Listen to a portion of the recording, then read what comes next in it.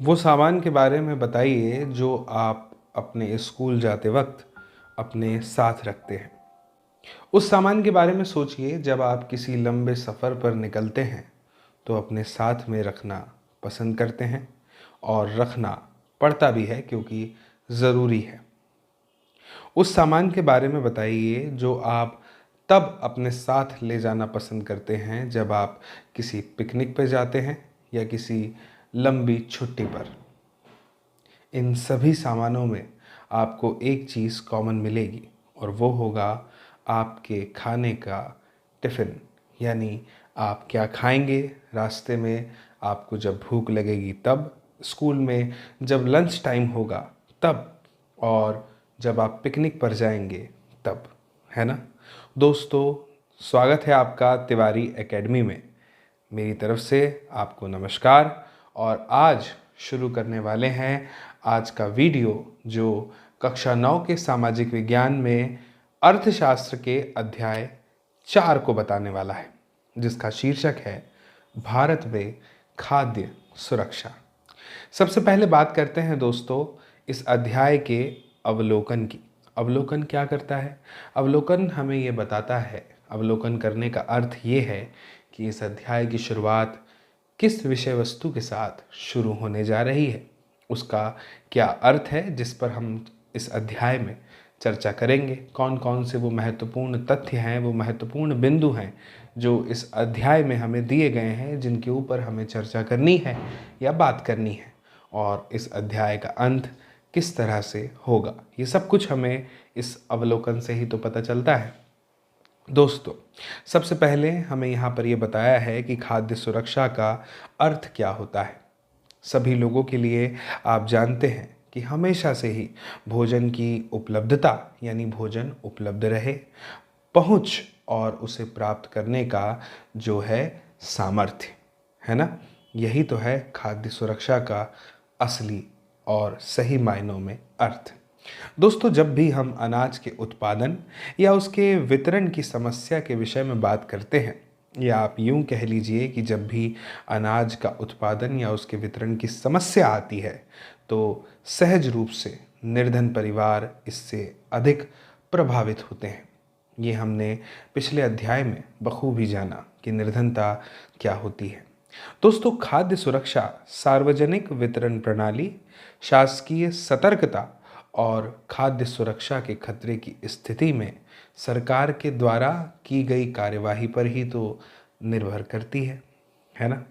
चलिए और अच्छे से समझते हैं और शुरुआत करते हैं परिचय से, जो है कि खाद्य सुरक्षा क्या है। इस प्रश्न का उत्तर खोजने के लिए हम इस पैराग्राफ को पढ़ते हैं।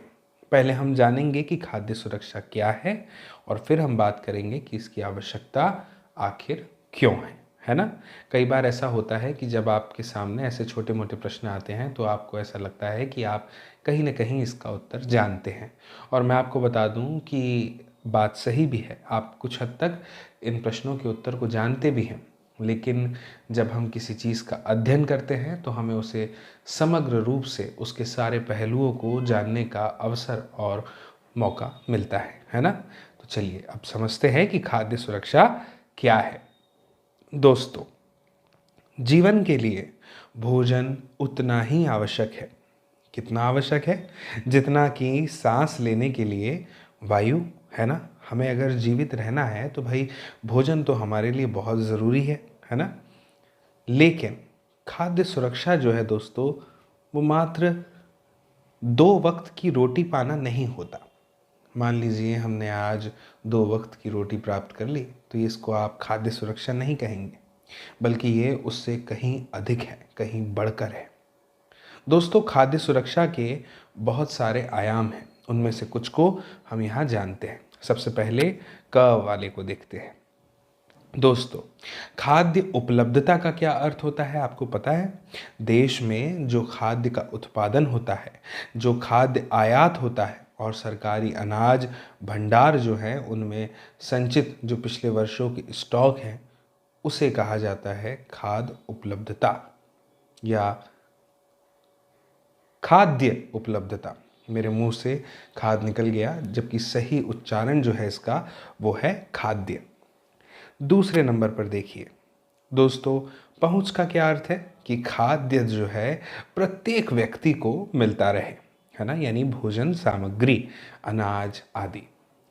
तीसरा है दोस्तों, सामर्थ्य का अर्थ है कि लोगों के पास में अपनी भोजन आवश्यकताओं को पूरा करने के लिए पर्याप्त और पौष्टिक भोजन खरीदने के लिए धन भी उपलब्ध हो, यानी उनके पास में क्या हो, मुद्रा हो। ठीक है दोस्तों, किसी देश में खाद्य सुरक्षा जो है वो केवल तभी सुनिश्चित हो सकती है जब पहले सभी लोगों के लिए पर्याप्त खाद्य उपलब्ध हो, दूसरा सभी लोगों के पास में स्वीकार्य गुणवत्ता के खाद्य पदार्थ खरीदने की क्षमता हो,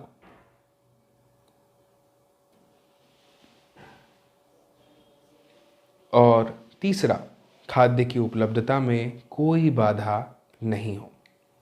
अब जब हमने ये देख लिया है कि खाद्य सुरक्षा क्या है, तो बात करते हैं खाद्य सुरक्षा क्यों ज़रूरी है। दोस्तों, समाज का अधिक गरीब वर्ग तो हर समय खाद्य असुरक्षा से ग्रस्त हो सकता है, लेकिन दोस्तों जब देश भूकंप, सूखा, बाढ़, सुनामी, फसलों के खराब होने से पैदा हुए अकाल आदि राष्ट्रीय आपदाओं से गुजर रहा हो, आप जानते हैं कि ये सब राष्ट्रीय आपदा में आती हैं, है ना। किसी राज्य में, किसी हिस्से में यदि भूकंप आ जाए तो इसे राष्ट्रीय आपदा माना जाता है और समग्र राष्ट्र से अपेक्षा की जाती है कि वो वहाँ पर उस क्षेत्र के लोगों की सहायता करें, और ऐसा होता भी है ना दोस्तों। तब निर्धनता रेखा से ऊपर के लोग भी जो हैं वो खाद्य असुरक्षा से ग्रस्त हो सकते हैं, है ना। ठीक है, एक कहानी को समझते हैं। सॉरी, कहानी कह रहा हूँ, कहानी तो अगले पृष्ठ पे है संभवतः। एक जानकारी देखते हैं। 1970 के दशक में दोस्तों खाद्य सुरक्षा का अर्थ क्या था आपको पता है? उस समय खाद्य सुरक्षा का अर्थ था आधारिक खाद्य पदार्थों की सदैव पर्याप्त उपलब्धता, यानी जो आधारिक खाद्य पदार्थ होते हैं ना, जैसे अनाज वगैरह हो गया, इनकी हमेशा उपलब्धता रहे, इसी को जो है खाद्य सुरक्षा माना जाता था। कब? 1970 के दशक में। ठीक है दोस्तों, अमर्त्य सेन, इन्होंने खाद्य सुरक्षा में एक नया आयाम जोड़ दिया। वो क्या था? हकदारियों, पहले तो एक नया आयाम जोड़ा और हकदारियों के आधार पर खाद्य तक पहुंच पर जो है इन्होंने जोर दिया। दोस्तों यहाँ पर हकदारियों का आशय क्या है? तो हकदारियों का अभिप्राय राज्य या फिर सामाजिक रूप से उपलब्ध कराई गई अन्य पूर्तियों के साथ साथ उन वस्तुओं से भी है दोस्तों जिनका उत्पादन और विनिमय बाजार में किसी व्यक्ति के द्वारा किया जा सकता है। दोस्तों इसी के अनुसार खाद्य सुरक्षा के अर्थ में काफ़ी परिवर्तन हुआ है।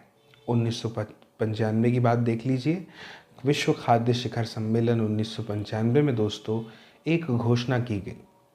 वो घोषणा क्या थी कि व्यक्तिक, पारिवारिक, क्षेत्रीय, राष्ट्रीय तथा वैश्विक स्तर पर खाद्य सुरक्षा का अस्तित्व जो है, जो एग्जिस्टेंस है, वो तभी है जब सक्रिय और स्वस्थ जीवन व्यतीत करने के लिए आहार संबंधी ज़रूरतों और खाद्य पदार्थों को पूरा करने के लिए पर्याप्त, सुरक्षित एवं पौष्टिक खाद्य तक सभी लोगों की भौतिक और आर्थिक पहुंच जो है वो सदैव हो।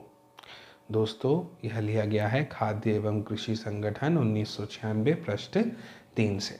इसके अलावा दोस्तों घोषणा में एक बात और स्वीकार की गई। वो क्या है? खाद्य तक पहुंच बढ़ाने में निर्धनता का उन्मूलन किया जाना परम आवश्यक है, यानी ये सबसे ज़्यादा और सबसे पहले ज़रूरी है।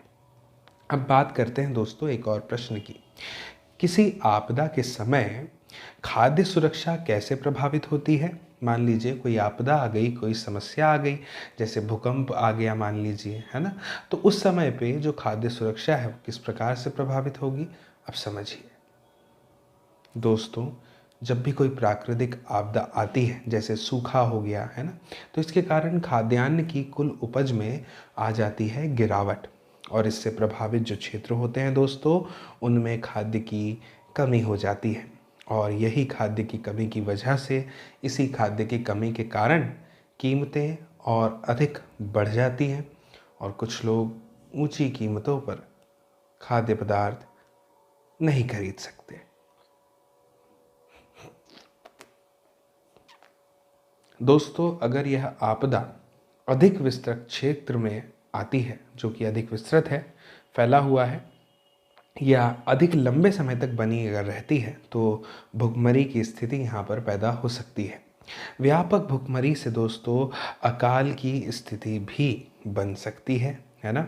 दोस्तों, अकाल के दौरान जब अकाल होता है ना, तब बड़े पैमाने पर मौतें होती हैं, जाने जाती हैं, जो भुखमरी के तथा विवश होकर दूषित जल या फिर सड़े भोजन के प्रयोग से जो महामारियां फैलती हैं और भुखमरी से उत्पन्न कमज़ोरी से लोगों के जो रोगों के प्रति शरीर है, उसकी जो रोग प्रतिरोधक क्षमता है, उसमें गिरावट आ जाती है, उसके कारण उसकी वजह से ऐसा होता है। दोस्तों, भारत में जब सबसे भयानक अकाल पड़ा था, वह 1943 का था, जो बंगाल का अकाल था। इस अकाल में भारत के बंगाल प्रांत में उस समय 30 लाख लोग मारे गए थे। सोचिए दोस्तों, 30 लाख लोग। दोस्तों, यहाँ पर हमें ये बताया है कि क्या आपको मालूम है कि बंगाल के अकाल से सबसे अधिक कौन लोग प्रभावित हुए? चावल की कीमतों में भारी वृद्धि से खेतीहर मजदूर, मछुआरे, परिवहनकारी और अन्य अनियमित श्रमिक सबसे अधिक प्रभावित हुए और इस अकाल में सबसे अधिक वही मरे। दोस्तों, अब हम आगे बढ़ते हैं और बात करते हैं। दोस्तों, भारत में बंगाल के जैसा अकाल फिर कभी नहीं पड़ा, लेकिन ये चिंता का विषय है कि आज भी अकाल जैसी स्थिति व्याप्त है। भूख के कारण कुछ लोगों की मृत्यु भी हुई है। दोस्तों, प्राकृतिक आपदाओं और महामारी के कारण खाद्य में भी कमी आ सकती है ना। उदाहरण के लिए कोविड-19 महामारी जो है, इसका विपरीत प्रभाव पड़ा है। लोगों के आवागमन पर तथा वस्तुओं एवं सेवाओं पर प्रतिबंध लगाया गया, जिससे आर्थिक गतिविधियां भी प्रभावित हुई। अतः दोस्तों, किसी भी देश में खाद्य सुरक्षा अत्यंत आवश्यक है, ताकि सदैव खाद्य की उपलब्धता सुनिश्चित की जा सके। अब प्रश्न ये उठता है दोस्तों कि खाद्य असुरक्षित कौन है? दोस्तों, हम जानते हैं कि यद्यपि भारत में लोगों का जो एक बहुत बड़ा वर्ग है, वो खाद्य एवं पोषण की दृष्टि से असुरक्षित है, परंतु दोस्तों, इससे सर्वाधिक प्रभावित वर्गों में निम्नलिखित शामिल हैं। कौन? भूमिहीन, जो थोड़ी बहुत अथवा नगण्य भूमि पर निर्भर है, पारंपरिक दस्तकार, पारंपरिक सेवाएं प्रदान करने वाले लोग, अपना छोटा मोटा काम करने वाले कामगार और निराश्रित तथा भिखारी। निराश्रित मतलब जिनका कोई आश्रय नहीं है। दोस्तों, शहरी क्षेत्रों में खाद्य की दृष्टि से असुरक्षित वो परिवार है जिनके कामकाजी सदस्य प्रायः कम वेतन वाले व्यवसायों और अनियत श्रम बाजार में काम करते हैं। दोस्तों, ये कामगार अधिकतर मौसमी कार्यों में लगे हैं और उनको इतनी कम मजदूरी दी जाती है कि वे मात्र जीवित रह सकते हैं। दोस्तों, यहाँ पर हमें दी हुई है एक छोटी सी कहानी, जो है रामू की। मैं इसे आपके समक्ष पढ़ता हूँ, ध्यान से सुनिएगा। दोस्तों, रामू जो है वो रायपुर गांव में कृषि क्षेत्र में एक अनियत खेतीहर मजदूर के रूप में काम करता है। उसका सबसे बड़ा बेटा सोमू है, जो कि 10 वर्ष का है। वह भी गांव के सरपंच सतपाल सिंह के पशुओं की देखभाल करने वाले पाली के रूप में यहाँ पर काम करता है। दोस्तों, सोमू सरपंच के यहाँ पूरे वर्ष काम करता है और उसे इस काम के लिए सिर्फ 1000 रुपये मिलते हैं। दोस्तों, रामू के 3 और बेटे और 2 बेटियां हैं, लेकिन वे अभी बहुत कम उम्र के हैं और वे खेत में काम नहीं कर सकते। रामू की पत्नी सुनहरी है, जो पशुओं की सफाई करने और गोबर हटाने का काम, जो कि अंशकालिक है, करती है। उसे अपने रोज़ाना काम के बदले आधा लीटर दूध और सब्जियों के साथ कुछ पका खाना मिलता है। इसके अलावा जब मौसम व्यस्त होता है तब वह अपने पति के साथ मिलकर खेती में काम करती है और उनकी आमदनी उस समय कुछ बढ़ जाती है। दोस्तों, कृषि एक मौसमी कार्य है और रामू को केवल बुआई, पौधारोपण और फसल की कटाई के समय काम मिलता है। वह वर्ष में फसल तैयार होने और पकने तक की अवधि के दौरान लगभग 4 महीने बेरोजगार रहता है। तब वह दूसरे कार्यों में काम की तलाश करता है। कभी कभी उसे ईंट भट्टे में या गांव में चल रहे निर्माण कार्यों में काम मिल जाता है। दोस्तों, रामू अपने इन प्रयासों से नकद या फिर वस्तु रूप में इतना कमा लेता है जिससे वह अपने परिवार के 2 जून के भोजन यानी 2 वक्त की रोटी के लिए ज़रूरी चीज़ें जुटा सके। बहरहाल दोस्तों, जब वह कहीं काम पाने में असफल रहता है तो उसे और उसके परिवार को वास्तव में कठिनाइयों का सामना करना पड़ता है और कभी कभी उसके छोटे बच्चों को भूखे पेट ही सोना पड़ता है। परिवार को दूध तथा सब्जियां भोजन के साथ नियमित रूप से नहीं मिलती हैं। रामू कृषि कार्य की मौसमी प्रकृति के कारण अपनी बेरोजगारी के 4 महीनों में खाद्य की दृष्टि से असुरक्षित रहता है। दोस्तों, मुझे उम्मीद है कि ये कहानी आपको समझ में आई होगी। एक और कहानी हमारे सामने है जो है अहमद की कहानी। हमने रामू की सुनी, अब अहमद की भी सुनते हैं।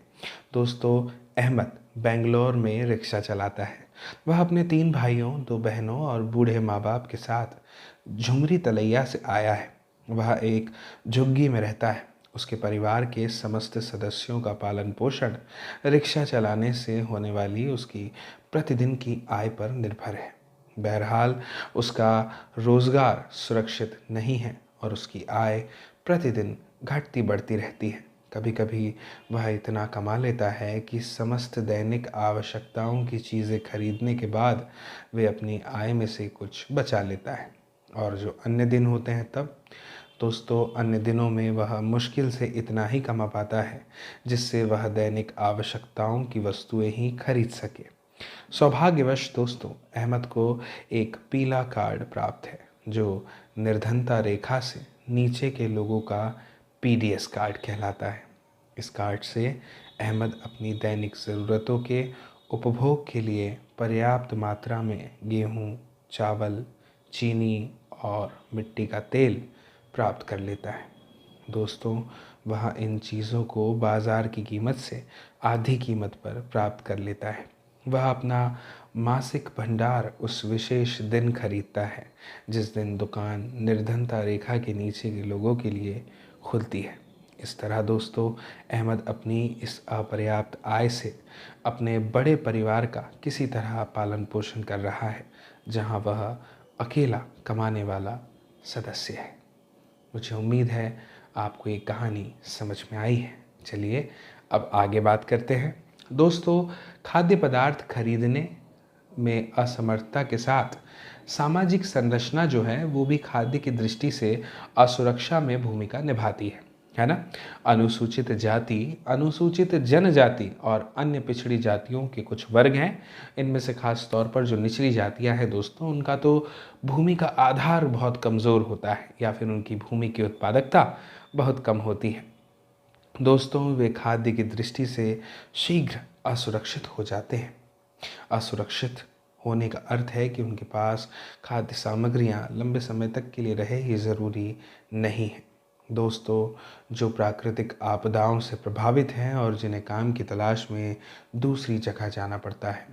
दोस्तों, कुपोषण से सबसे अधिक महिलाएं प्रभावित होती हैं और मैं बता दूं आपको कि यही जो है गंभीर चिंता का विषय है। आप पूछेंगे कि ऐसा क्यों, तो मैं कहूँगा क्योंकि इससे अजन्मे जो बच्चे हैं दोस्तों, उनको भी कुपोषण का खतरा रहता है। दोस्तों, खाद्य असुरक्षा से ग्रस्त आबादी का बड़ा भाग गर्भवती तथा दूध पिला रही महिलाओं तथा 5 वर्ष से कम उम्र के बच्चों का है। देश के कुछ क्षेत्र हैं जैसे आर्थिक रूप से पिछड़े राज्य की अगर हम बात करें, जहां गरीबी अधिक है। दोस्तों, आदिवासी और सुदूर क्षेत्र, प्राकृतिक आपदाओं से बार बार प्रभावित होने वाले क्षेत्र आदि में खाद्य की दृष्टि से जो असुरक्षित लोग हैं दोस्तों, उनकी संख्या आनुपातिक रूप से बहुत अधिक है। यहाँ पर हमें कुछ उदाहरण दिए हुए हैं, जैसे वास्तव में उत्तर प्रदेश, पूर्वी और दक्षिण पूर्वी हिस्से, बिहार, झारखंड, उड़ीसा, पश्चिम बंगाल, छत्तीसगढ़, मध्य प्रदेश और महाराष्ट्र। यहाँ के कुछ भागों में दोस्तों खाद्य की दृष्टि से असुरक्षित लोगों की सर्वाधिक संख्या है। दोस्तों भुखमरी खाद्य की दृष्टि से असुरक्षा को इंगित करने वाला एक दूसरा पहलू है।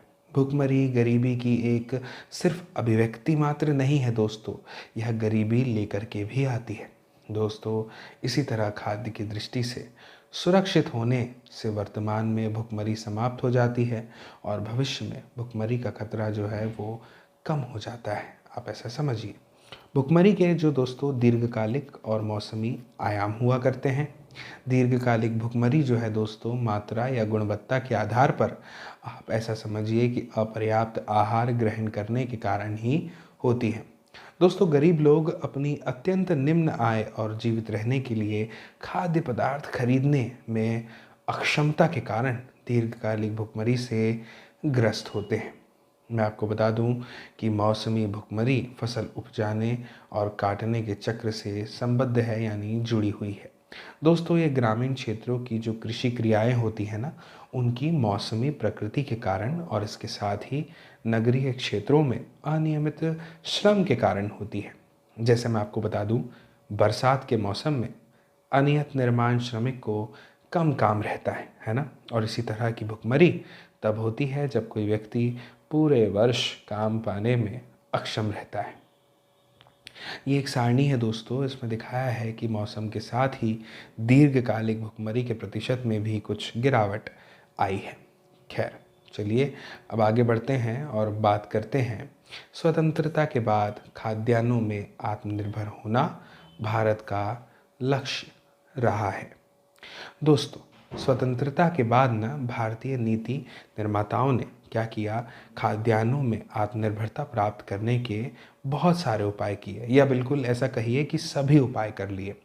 दोस्तों भारत ने ना कृषि में कुछ नई रणनीतियों को अपनाया और आप समझिए कि उसी रणनीति का परिणाम हमें हरित क्रांति के तौर पर देखने को मिला, विशेष करके दोस्तों गेहूं और चावल के उत्पादन में, है ना।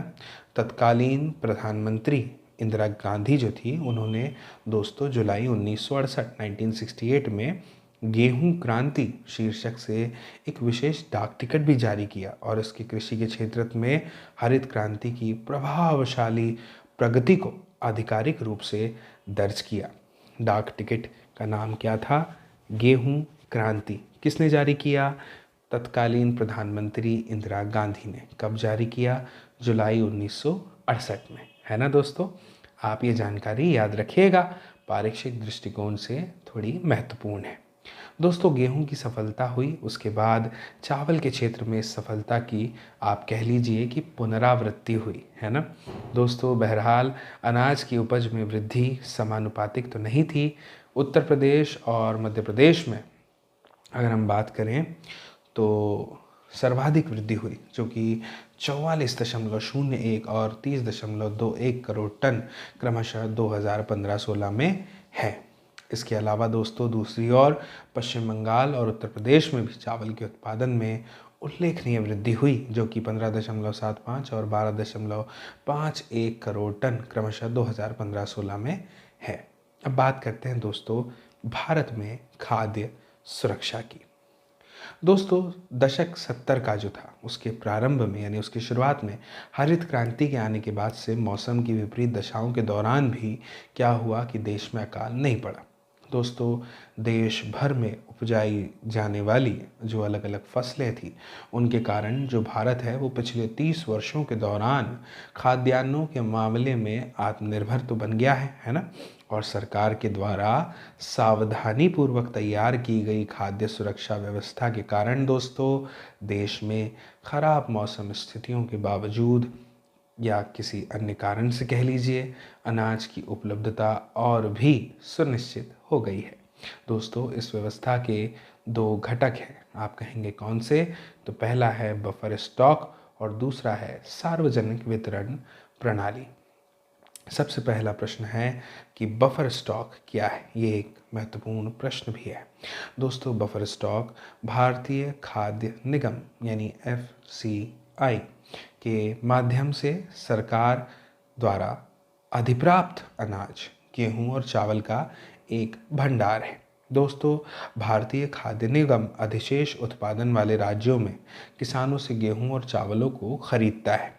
फिर क्या होता है, किसानों को उनकी फसल के लिए पहले से ही जो कीमतें घोषित होती है वो दे दी जाती है और इस मूल्य को न्यूनतम समर्थित कीमत भी कहा जाता है दोस्तों। इन फसलों के उत्पादन को प्रोत्साहन देने के उद्देश्य से बुआई के मौसम से पहले सरकार न्यूनतम समर्थित कीमत की घोषणा करती है और खरीदे हुए अनाज खाद्य भंडारों में रखे जाते हैं दोस्तों। क्या आपको पता है कि जो सरकार है बफर स्टॉक क्यों बनाती है? दोस्तों, ऐसा कमी वाले क्षेत्रों में और समाज के गरीब वर्गों में बाजार की जो कीमतें होती है ना, उससे कम कीमत पर अनाज के वितरण के लिए किया जाता है, ताकि कम कीमतों में अनाज का वितरण किया जा सके दोस्तों। इस कीमत को निर्गम कीमत भी कहा जाता है। मान लीजिए आपसे किसी ने पूछ लिया कि भैया बताइए निर्गम कीमत क्या है, तब आपको इसका उत्तर अब पता होगा, है ना दोस्तों। यह खराब मौसम में या फिर आपदा के काल में, जब कोई आपदा आ जाती है ना, जैसे प्राकृतिक आपदा, सूखा पड़ गया, भूकंप आ गया, तो तब अनाज की कमी की समस्या हल करने में भी बफर स्टॉक मदद करता है। मैंने आपसे कहा था दोस्तों कि दो घटक हैं, एक बफर स्टॉक और एक है सार्वजनिक वितरण प्रणाली। तो अब बात करते हैं कि सार्वजनिक वितरण प्रणाली क्या है दोस्तों। भारतीय खाद्य निगम के द्वारा अधिप्राप्त अनाज को सरकार विनियमित राशन दुकानों के माध्यम से समाज के गरीब वर्गों में बांटती है यानी वितरित करती है। इसे सार्वजनिक वितरण प्रणाली PDS कहते हैं दोस्तों। अब अधिकांश क्षेत्रों, गांव, कस्बों, शहरों में राशन की दुकानें हैं। देश भर में दोस्तों लगभग 5.5 लाख राशन की दुकानें हैं। राशन की दुकानों में, जिन्हें उचित दर वाली दुकानें भी कहा जाता है दोस्तों, चीनी, खाद्यान्न और खाना पकाने के लिए मिट्टी के तेल का भंडार होता है। ये सब बाज़ार कीमत से कम कीमत पर लोगों को बेचा जाता है। राशन कार्ड रखने वाला कोई भी परिवार प्रतिमाह इनकी एक अनुबंधित मात्रा, जैसे 35 किलोग्राम अनाज, 5 लीटर मिट्टी का तेल, 5 किलोग्राम चीनी आदि निकटवर्ती राशन की दुकान से खरीद सकता है। अब आगे बढ़ते हैं दोस्तों, और आगे बढ़ते हुए बात करते हैं भारत में राशन व्यवस्था की शुरुआत दोस्तों बंगाल के जो अकाल हुआ था ना, उसकी पृष्ठभूमि में 1940 के दशक में हुई थी दोस्तों। हरित क्रांति जब हुई थी, उससे पहले भारी खाद्य संकट के कारण 60 के दशक के समय राशन प्रणाली पुनर्जीवित की गई थी। गरीबों के उच्च स्तरों को ध्यान में रखते हुए 70 के दशक के मध्य NSSO की रिपोर्ट के अनुसार खाद्य संबंधी 3 महत्वपूर्ण अंतःक्षेप कार्यक्रम उस समय प्रारंभ किए गए।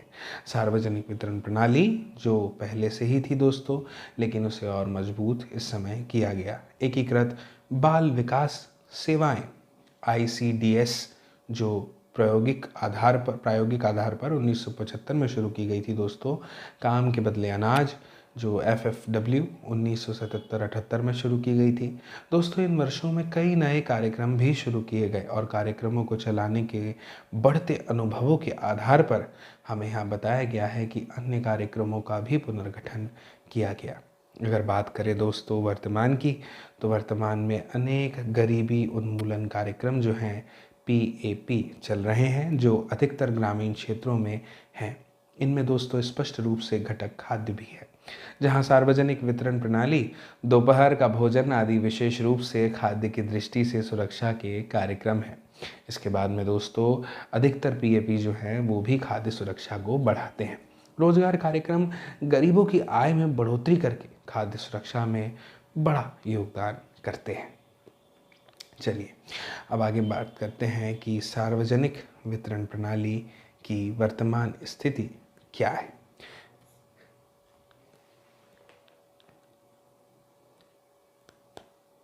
दोस्तों, सार्वजनिक सार्वजनिक वितरण प्रणाली खाद्य सुरक्षा सुनिश्चित करने की दिशा में भारत सरकार का, आप कह लीजिए कि, सबसे महत्वपूर्ण कदम है।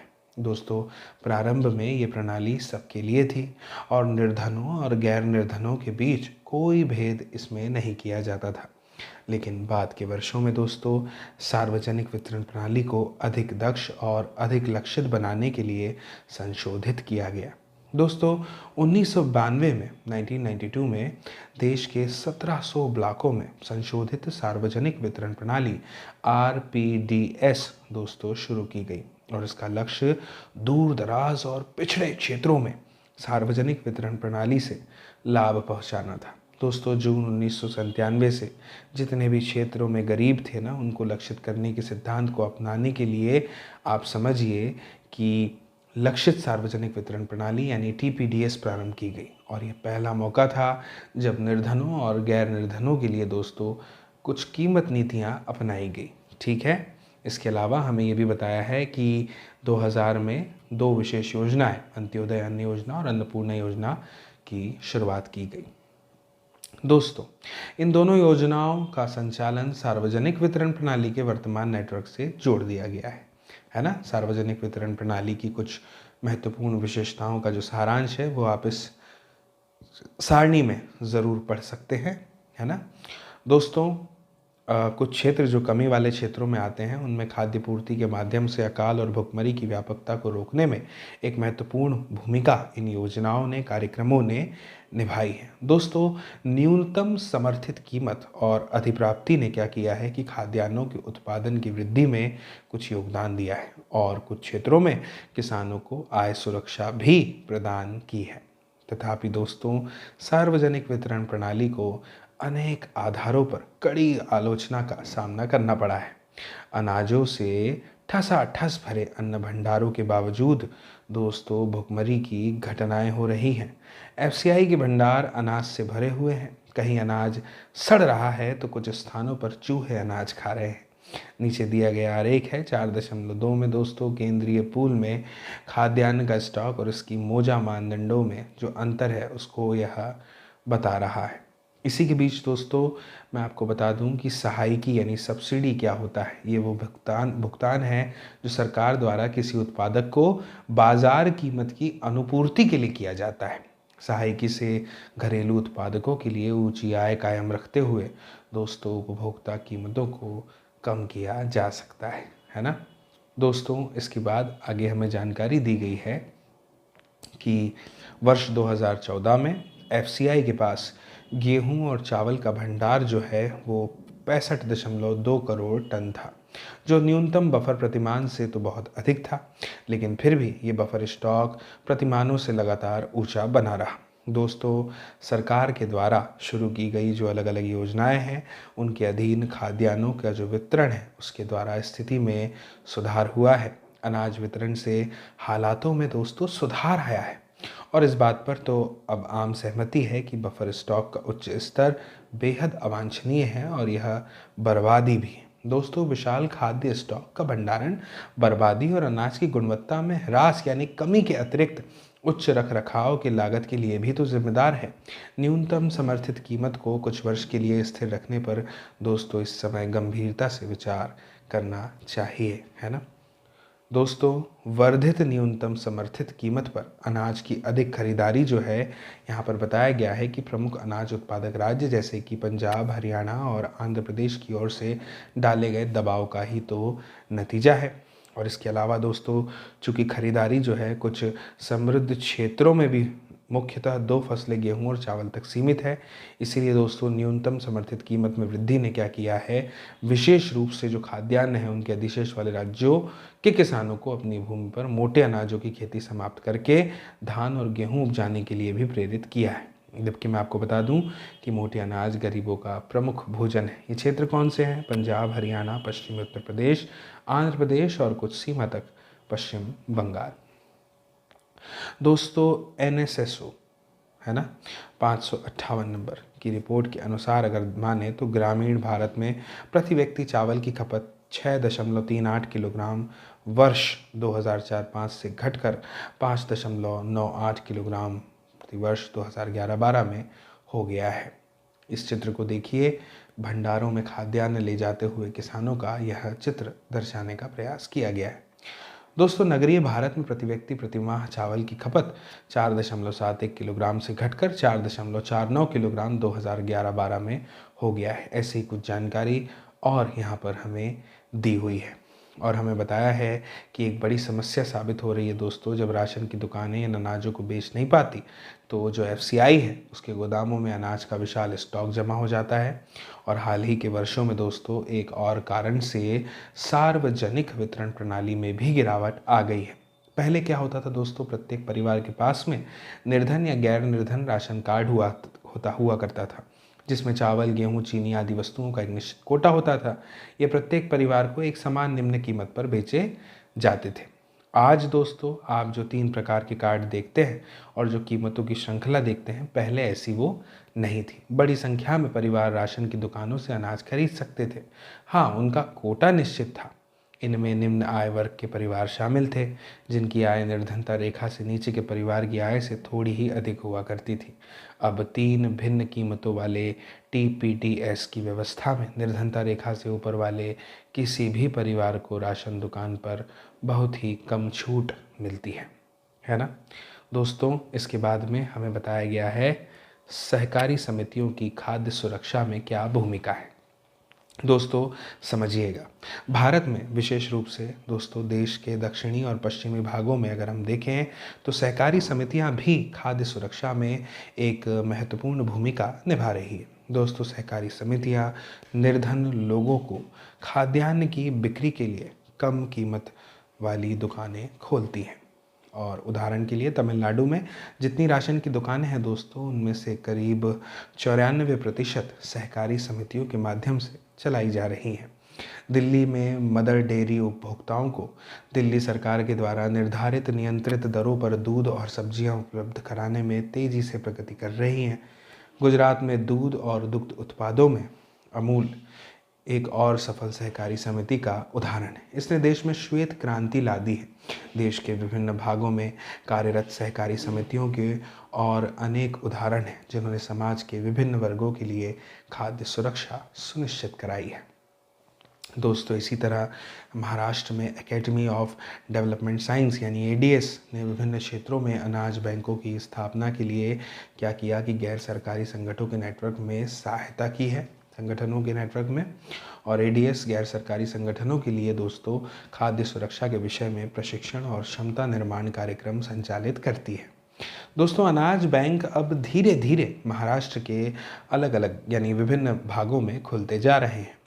अनाज बैंकों की स्थापना गैर सरकारी संगठनों के माध्यम से उन्हें फैलाने और खाद्य सुरक्षा पर सरकार की नीति प्रभावित करने में एडीएस की कोशिश रंग ला रही है। दोस्तों, एडीएस अनाज बैंक कार्यक्रम को एक सफल और नए प्रकार के खाद्य सुरक्षा कार्यक्रम के रूप में स्वीकृति यहाँ पर जो है मिली है ना। इस अध्याय के सारांश की बात कर लेते हैं दोस्तों, किसी देश की खाद्य सुरक्षा तब सुनिश्चित होती है जब उसके सभी नागरिकों को पोषक भोजन उपलब्ध हो जाता है और दोस्तों सब व्यक्तियों के पास स्वीकार्य गुणवत्ता के खाद्य खरीदने की सामर्थ्य भी होती है और भोजन तक पहुंचने में उन्हें कोई अवरोध नहीं होता।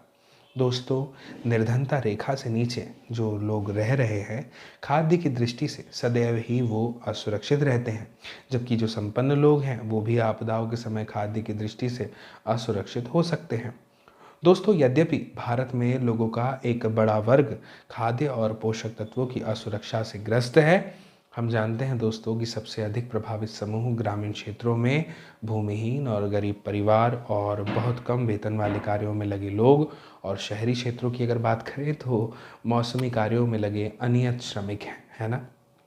दोस्तों, देश के कुछ क्षेत्रों में खाद्य की दृष्टि से असुरक्षित लोगों की बड़ी संख्या तुलनात्मक रूप से बहुत अधिक है, जैसे आर्थिक रूप से पिछड़े राज्यों में जहां बहुत अधिक गरीबी है, जनजातीय वाले दूसरे दूरस्थ क्षेत्रों में और ऐसे क्षेत्रों में जहां पर प्राकृतिक आपदाएं आती रहती हैं।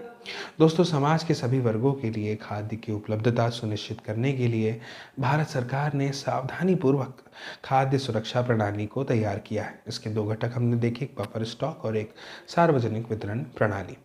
दोस्तों, सार्वजनिक वितरण प्रणाली के अतिरिक्त कई निर्धनता उन्मूलन कार्यक्रम भी शुरू हैं वर्तमान में, जिनमें खाद्य सुरक्षा का घटक भी शामिल था, है ना। इनमें से कुछ कार्यक्रम हैं दोस्तों: एकीकृत बाल विकास सेवाएं, काम के बदले अनाज, दोपहर का भोजन, अंत्योदय अन्न योजना आदि। दोस्तों, खाद्य सुरक्षा उपलब्ध कराने में सरकार की भूमिका के अतिरिक्त अनेक सहकारी समितियां और गैर सरकारी संगठन भी हैं जो इस दिशा में तेजी से काम कर रहे हैं। दोस्तों, मुझे उम्मीद है कि आपको ये अध्याय समझ में आया होगा, ये वीडियो समझ में आया होगा। ज़रूर शेयर करिए इस वीडियो की लिंक को अपने दोस्तों, साथियों, सहपाठियों, मित्रों, परिजनों के साथ में, ताकि वे भी इस वीडियो को देख पाएँ, समझ पाए इस अध्याय को, इस जानकारी को। जल्दी मुलाकात होगी अगले अध्याय के साथ, अगले वीडियो में। तब तक के लिए नमस्कार।